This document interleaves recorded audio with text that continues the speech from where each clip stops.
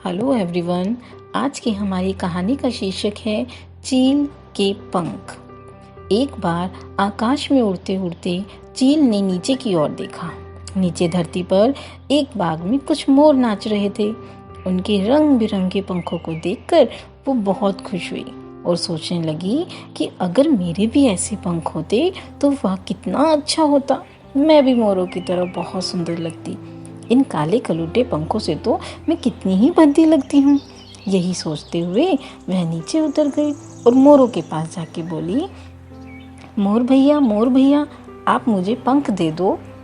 मोर ने कहा, क्यों? तुम्हारे पास तो पंख है, हम क्यों दे तुम्हें पंख?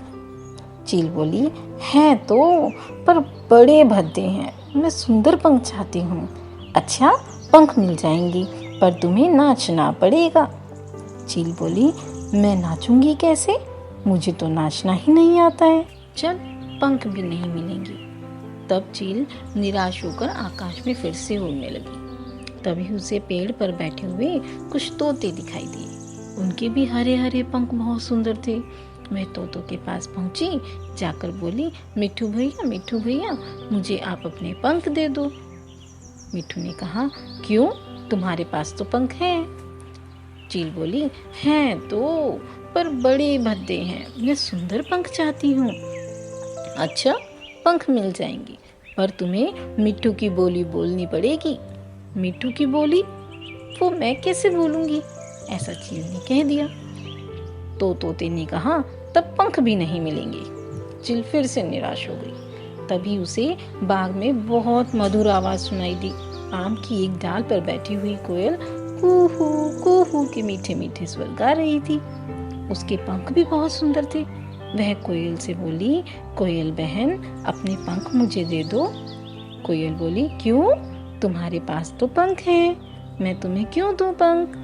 चील बोली, है तो, पर बड़े भद्दे हैं। मैं तुम्हारे जैसे काले रंग के सुंदर पंख चाहती हूँ। अच्छा, पंख मिल जाएंगे, पर तुम्हें मेरी तरह मीठा मीठा गाना होगा। मैं तो गा बिल्कुल भी नहीं सकती, ना मीठा ना कड़वा। मैं क्या करूं? तब तो तुम्हें पंख भी नहीं मिलेंगे। अब चील को सुंदर पंख पाने की बिल्कुल भी आशा न रही। तभी जरा सी दूरी पर ची ची ची ची आवाज सुनाई दी। वह उधर गई।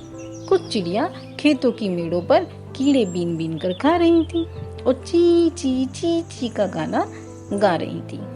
चिड़िया बहनों, मुझे अपने पंख दे दो, ऐसा चील ने कहा। हम लोगों से तो तुम पंख मांग रही हो, भला क्यों? तुम्हारे पास तो बड़े बड़े और मजबूत पंख हैं।